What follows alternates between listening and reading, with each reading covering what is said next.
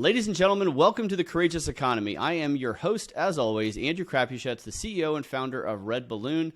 But I am super excited, more excited even than the fact that I'm the host, that I have got Dr. Steve Turley on the show today. Introducing Dr. Turley is like introducing the president. Everybody knows everything about Steve Turley, but I'm going to tell you anyway because it's my podcast and I get to do what I want. Dr. Turley is an internationally recognized scholar, speaker, and author who is widely considered one of the most exciting voices in today's growing patriot movement. It's true. I've heard him speak. I'm excited every time. He has a popular YouTube channel with nearly 900,000 subscribers. His videos, podcasts, and over 20 books help equip Americans to think clearly about where the complexities of the modern civilization and broader issues that affect society, culture, and education are going and what they should do about it. You can find out a ton on Turley Talks, but I'm going to let him talk a little bit about that. Dr. Turley, thank you for taking the time. I'd love to know just the couple-minute flyover on who you are and why in the world should people listen to you. Well, thanks, Andrew. It's wonderful to be here. Yeah, I still have to develop that flyover. I always get nervous about those elevator pitches for myself because I have no idea what to say generally other than my shtick really is something called post-secular scholarship. It's something I discovered when I was doing my doctoral studies out of Durham University, starting around 2008, 2009. And why I tend to highlight that is it's a field of study that I didn't believe in or buy when I first encountered it, but I was fascinated by it. And basically, post-secular scholarship is a massive field of scholarship. I mean, we're dealing with politics, law, fashion, media, you name it. But they're all united in that these scholars recognize that the old modern secular paradigm that's been pretty dominant in the West for the last 200 years is literally on its last legs. It's actually collapsing right now in our lifetimes. By God's grace, we've been given a front row seat. We're the generation that's given this front row seat to see secularism collapsing and a new post-secular, or some call it a postmodern, or others call it post-materialist. There are all kinds of ways of conceptualizing it. But in bottom line, a new world really is rising here. And it's a world where more and more populations are returning to nation, culture, custom, tradition, tribe, civilization, but most particularly religion, especially the great civilizational religions that gave rise to the great civilizations of humanity. And so I've been studying these dynamics now for several years. I didn't believe them at first when I encountered them because I encountered them at the height of the Obama era. I thought secularism was definitely going to be around the next 20, 30, 40 years, certainly through my lifetime. I've always been pretty optimistic. I thought my kids would see some kind of religious revival or something like that. Little did I know that within just a few years, the world would be turning upside down literally every day of our lives. And so it's been a great opportunity to be able to analyze current events in light of these more meta post-secular processes to help give patriots a lot of hope, recognizing that things are as tumultuous and as crazy as they seem. Things really are moving in our direction. That's really interesting. And many of us who watch the liberal media today believe that we are in a terrible time and it's only getting worse every single day. And I think they do that on purpose. They actually want all the conservatives to think that we are the only ones who think the way we do and we're all idiots. But the reality is that we are the largest ideological group in America. And what I'm hearing from you is also even beyond America. So you've talked a lot about the rise of Christendom and this kind of front row seat to this. Why now? Why not 20 years ago or 20 years in the future? Why are we the lucky few who get to, like Henry V? We are the fortunate few who get to be part of this. Why now? There's actually different theories on that. You might have heard the fourth turning, which is a cyclical theory that history moves in, 80 to 100-year cycles. And we are basically hitting the 80th year of the post-World War II, what's known as the liberal world order that was instituted after World War II. So that might have some implication there. But when all is said and done, what seems to be happening is there's a wonderful book out called Exhausting Modernity, What seems to be happening is that modernity is just finally, it's hit its futility. It's hit its limits. Secularism has basically gone as far as it can go, and now it's busy trying to solve the problems that it itself creates. So it's not, that means it's starting to unwind. I mean, we're seeing it in our rhetoric today. So in 1973, the liberal intelligentsia was absolutely obsessed over women's rights and reproductive rights and all that. That gets codified in Roe v. Wade, such that this notion, this rhetoric of women's rights actually pervades the very DNA of our Constitution, according to that crazy ruling. And then 50 years later, Sam Alito writes one of the most brilliant summary decisions imaginable. They overturn Roe v. Wade. And the moment they start screaming out women's rights, suddenly someone like Matt Walsh reminds them, you don't even know what a woman is. Correct. So you could see the whole thing is just starting to collapse. The height of it was certainly during the Soviet era, the Brezhnev era, the 1970s, Carter into Reagan and the like, Cold War world. That was modernity at its apex. And then when the Soviet Union fell in Christmas Day, interestingly enough, God has a sense of humor, the most atheistic regime falls Amen on to that, Christmas. yep. On Christmas Day, 1991, a lot of people thought, oh, well, there you go. Like Francis Fukuyama, they thought, there you go. Western liberal democracy is going to rule the world. And then there were people like Harvard Sam Huntington coming out saying, no, you don't understand what's happening. People just don't believe the modernist myth anymore. The modernist myth basically being that scientific rationalism is the sole thing that we need in order to find that one-size-fits-all political and economic and ideological system for all people's times and places. Sam Huntington said people just don't believe that anymore.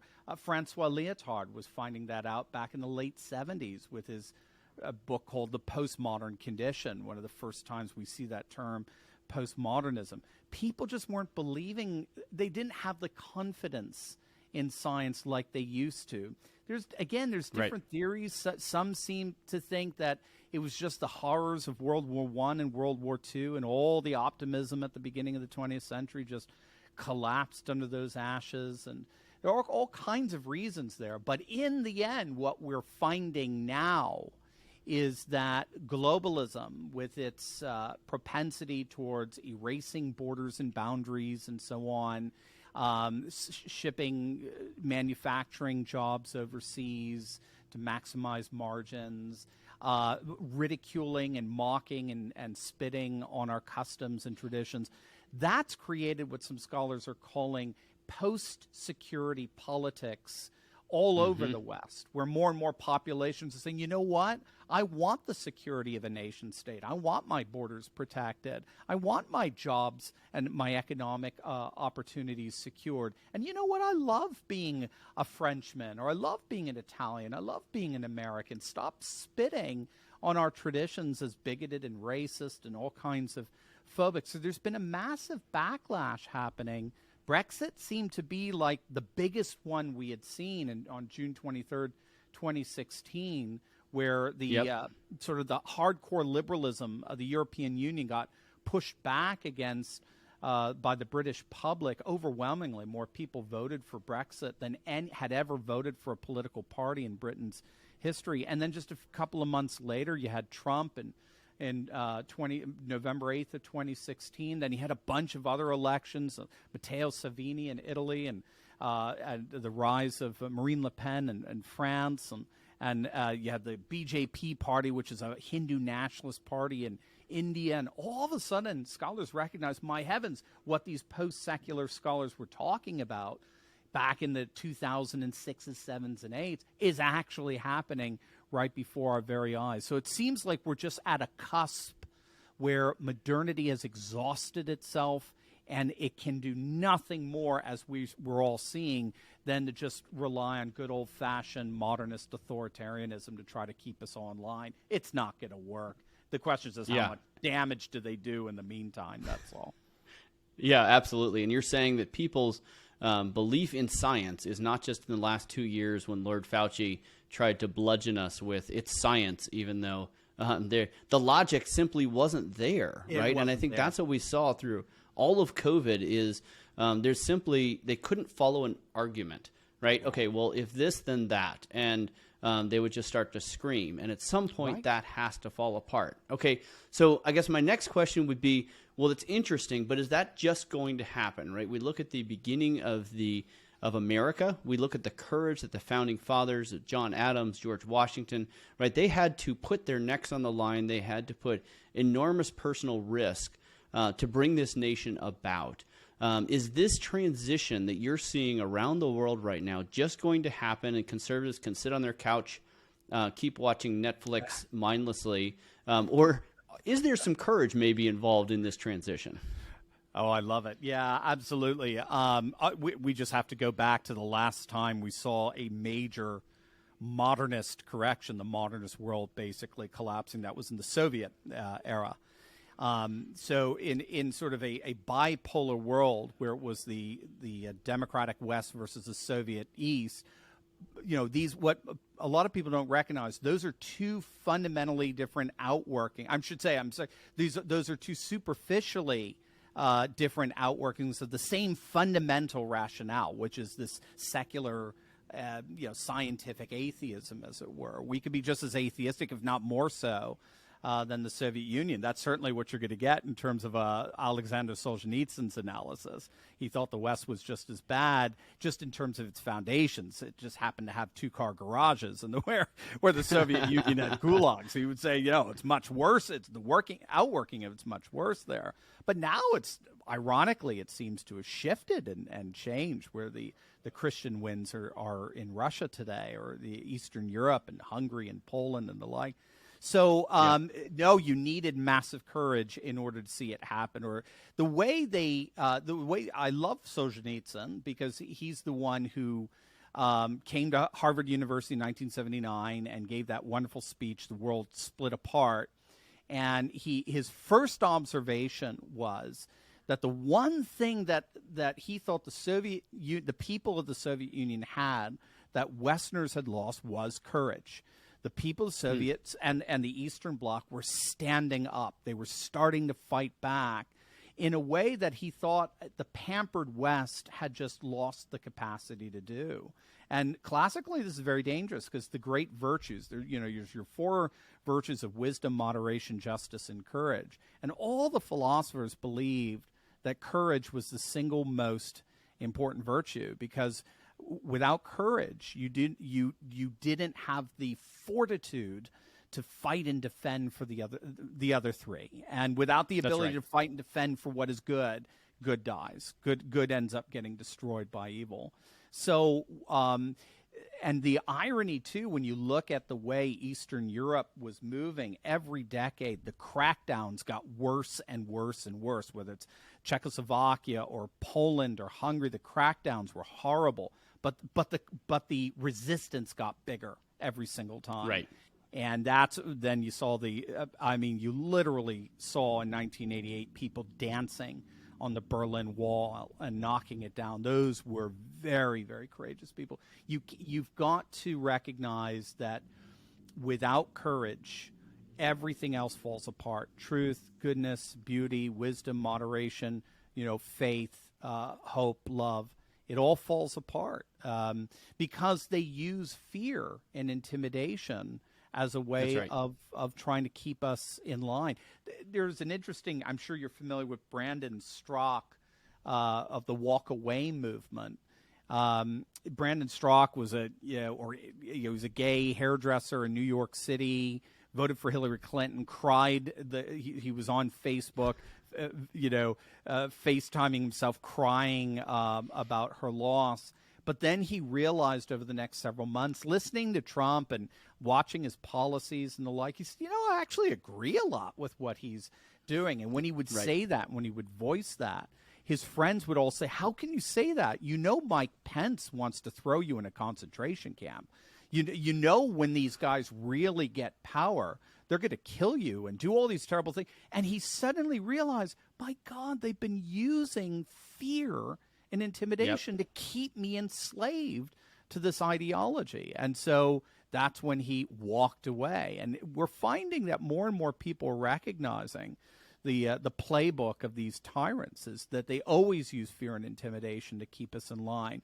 The moment we said we're not playing by those rules anymore, they have no power over us. And nothing, and especially in our Christian context, nothing demonstrates that courage more than the empty tomb. The empty tomb is our foundation for courage. Amen. It literally cannot do anything to us that will stop us from rising again. Oh, I love that. And the reality is that the more of us that are courageous, and it's easier to be courageous when you know you're not alone. And that's why I love the optimism of your story, right? When you're all by yourself, when you're at a big woke company and you think you're literally the only one who thinks the way you do, it's a lot harder to be courageous. But when you know you're part of a movement, you're part of something much greater than you, much bigger than you, when you know you're part of a story that has an empty tomb, it is a lot easier to be courageous. Let me transition a little bit. You've talked about parallel polis in the past. And one of the reasons I'm talking about the courageous economy is because to be a conservative these days, to build those parallel polis, I think takes a lot of courage. It does. But maybe talk a little about what is a parallel poly and why is it important right now?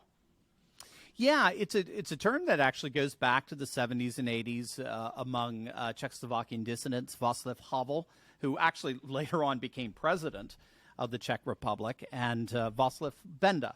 He was more the philosopher behind it. And these were writings that advocated the building of what they called a parallel public, what Benda himself called a parallel polis, polis being like the word we use for the Greek city-state, like Indianapolis or Metropolis or what have you. And actually, it's interesting because he modeled it after the New Testament church. He saw the New Testament church, the ecclesia.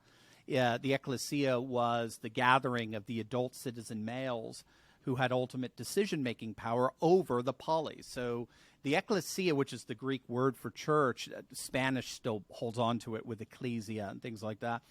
We have to remember that that wasn't a religious term back in the day. Biblical scholars have noticed that there were all kinds of, quote, religious terms, meaning like sex, getting together, Jews, or a Mithras cult or something like that, getting together, hanging out with their god in the temple. And they would use terms like theasos or synagogue or an eranos. But if you use the term ecclesia, that was a very, very political term. Extremely political. Yep. Caesar could have used that term, no problem. Athenian philosophers used that term. And so for Václav Havel, Václav Benda, the church provided the model for how they can live in a radically tyrannical society. And the idea here was that when the dominant institutions of a society have just become so corrupt as they were in the Soviet-dominated era with Czechoslovakia, then the only way to really maintain the flourishing of a genuine humanity that can live in truth, is through the building up of parallel institutions that allowed people to live in truth. And it's a really neat concept. So what they did, these Czechoslovakian dissidents, is they looked toward the church and build educational institutions and publishing industries. They created, community spaces, all as facilitators of social networking that revealed the true nature of human flourishing and therefore, in turn, revealed the dominant Soviet institutions to be what they really were, which was a big fat lie. They were all a lie. Yep. And that's kind of the impetus behind that. And so scholars have written about this notion of a parallel polis in all kinds of contexts around the world, generally around, in the context of a small enclave, ethnic enclave, somewhere in Asia and so forth, and how they can maintain an authentic way of life for that particular ethnicity, that minority within this more dominant ethnic majority that could actually overwhelm them and assimilate them into the dominant ethnic majority, and then they would lose their the peculiarity, the specificity of that ethnic enclave and the like. And we could see it also ideologically. We can see it religiously. We could see it regionally. racially. There's all different ways of applying it, but it's becoming more and more applied, particularly here in the United States, because we're a very industrious people. It's becoming more and more applied by conservatives by necessity, because we're getting canceled. And so you, of course, you're right on the front lines of this, Andrew. You've done an amazing job with Red Balloon. And we're seeing it in alt tech. We're seeing it in alt media. We're seeing, heck, in currency with different cryptocurrencies. We're seeing it in alternative education. Again, you're on the board of the Association of Classical Christian Schools. I just interviewed Dave Goodwin, the president of ACCS, with his new book out. That's just growing by leaps and bounds. We're talking alternatives to healthcare, insurance, like health care cost-sharing ministries that the Amish have been using for ages. We're even starting to see alternatives to Google, alternative internet with blockchain. And this is all very organically rising up, because you have tens of millions of people that say, you know what, I just don't want to live under this woke insanity anymore. That's right. That's right. And what I love about the parallel economy or the parallel polis is it is decentralized in a lot of ways. As you said, it was organic, right? You see these businesses coming up. There's not one big master plan. I think the liberals, on average, are much more central planning focused, where we're going to be decentralized. We know there's a God in heaven, and then we're just focused on bringing value to our customers. And lo and behold, a parallel economy is blossoming right in front of us. And it's an exciting time to be alive. All right, so a lot of really cool stuff. How shall we then live? What should we do? What advice do you have for those who are stuck at a big woke corporation, who are asked to go to DEI training number 98 and CRT training number 48? What would you tell them to do? How do they be courageous? What should they do tomorrow based on what's happening in the economy and the world right now? I got to say, I just think this is an amazing time to step out in faith. Get out of that boat like Peter did and walk towards Christ. It's scary, and you feel like you're going to sink every step of the way, but he's got you. And I think this is an amazing opportunity to do that. So obviously, I do. I think one of the key reasons why the modern world is imploding is it tried to build its society on a expressly and distinctly secular foundation, and tried to replace something called the sacred, that the cultural anthropologists would call it sacred. And the sacred are rules, understandings, goals, sources that are considered absolute, unquestionable, because they're eternal, they're infallible, and they alone provide the basis for a sense of knowledge, a sense of ethics that can be sustained. Jordan Peterson he uses the term logos for his understanding of the sacred. The secular world doesn't have a sacred, and so it is inevitably imploding. You've got to have it. Humans are created for worship, and so if you don't have a liturgical foundation for society, it may last a couple of hundred years, but that's nothing. That's a flash in the pan. And we're seeing it fall apart. So I would say make sure you're plugged in with a good, solid, conservative worshiping community, and then from there everything tends to flow out. You start making the relationships that you need in order to find wonderful business opportunities. Because again, if we are, I believe, being civilizationally responsible people, we are going to be building great economies, because great economies give us wonderful literature and art and architecture and music and poetry and drama and the like that we need to sustain our humanity. So my thing is, look, go to the parallel polis in its most beautiful form, its most perfect form, right? The Christian church. Plug yourself in, find relationships where you're going to be able to rediscover how you can provide for yourself and for your family in a way that you don't have to compromise anymore. So I had to do that a little bit myself, because I was at a pretty woke university. That's kind of my story. I was at a woke university. I was there for 20 years. I was doing the podcasting. I was doing the YouTube, but I didn't want to do it full time. I was scared. I had molded my whole life after academia. I'm supposed to be in the classroom, but I did. I took the leap. A mutual friend of ours, Ralph Cochran, was huge in that. He refers to himself as my Samwise Gamgee in a way to kind of draw me out, But Frodo, of course, falls apart at the end and dies, so I'm not good. Right, but he's wonderful. He's sort of my Obi-Wan to kind of help me in that. But I met Ralph through the relationships of churches and through the networking of the Association of Classical Christian Schools. So that's huge. Otherwise, I got to tell you, I think if you're right smack in the middle of a woke environment, it's hard, man. I tried to, but I'll be honest. I self-censored. There were things I knew I couldn't talk about in the classroom. It would because I'd get fired, and you're inevitably going to do that. So I would try, stick with what you have. Make sure you plug yourself into a vibrant, conservative, faithful community. Develop the relationships of people who are going to be able to open up doors for you that you never imagined, and then just pray that God is going to close doors for you and open doors for you so that you can be able to flourish in the gifts that He's given you to do. I think this is the time to do it. More people are doing that than ever. Let's do it together. Yeah, I love that so much. And the reality is we're in a world that it is hard to be courageous. But to think of all of the stories that you've ever heard, the courageous person is the person we all revere and remember. Yes. The person who stays at home, sits by their fire.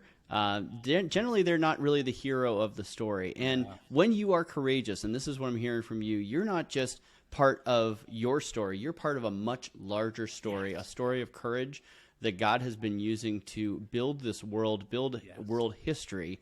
And you get to be part of it. And you get to be part of it in a very, very exciting time. And it feels very dark when you're sitting in that woke corporation, when you're going through your DEI training, which, by the way, you should just say, I'm not going to come, and that requires courage, but it will work. I have lawyers that tell me this. But when you are courageous, you're actually giving courage to other people because it's not just about you. It's not just about me. It's an opportunity for us to make this nation really great again, and it happens with all of us being courageous together. Dr. Steve Turley, I'm grateful for your time. I'm grateful for your work. Any closing thoughts or any ways that people can get a hold of you or follow you and continue to learn from all the work that you're doing? Thanks, Andrew. Yeah, they can check out the YouTube channel, Dr. Steve Turley. They can check out our website, turleytalks.com. We're on Rumble. We're on all the different Gab, you name it. All the different alternative platforms. But right back at you, man. I love what you're doing. I remember finding out about you a year ago or so. We met up in Arizona, and I just think what you're doing is unbelievable. I think it's so awesome. Whenever I tell people about your resource as an alternative place of employment finding, they get so excited. There's nothing like, what is the old saying? Wasn't it C.S. Lewis who said something like, there's nothing more sweet than a group of Christians huddled around a fire. There is something, and of course that fire is the symbol of the Holy Spirit, but there is something about just our fellowship and our gathering and our networking and our communion with one another that is so sweet, that's so invigorating. To be courageous is to be a part of that. You don't have to feel like you have to scale mountains. God's doing that for you. You just need to be plugged in. And if you are plugged in with a good, healthy community, especially, a translocal community as well through the what's known as the Network Society, what we're doing right now. You get into a local community, plug into some translocal community. I mean, it's amazing. The opportunities are endless. And Andrew, you're I'll get that out of there. Facilitating that, and I can't thank you enough for that, man. Awesome. All right. Well, thank you. Thank you, everybody, for listening. The Courageous Economy, you are part of it.